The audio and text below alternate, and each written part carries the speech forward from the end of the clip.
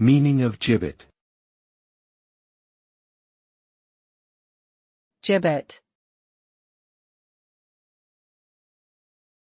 Gibbet.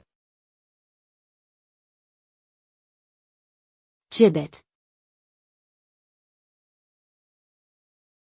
Gibbet. The word gibbet refers to a structure used for public execution by hanging. Typically, it consists of two upright posts and a crossbeam, with the condemned person being hung from the crossbeam. Historically, gibbets were used in England as a means of punishing criminals, particularly those who committed murder or treason. The use of gibbets as a form of execution was abolished in England in the mid-19th century, but they remain a powerful symbol of the brutal punishments of the past.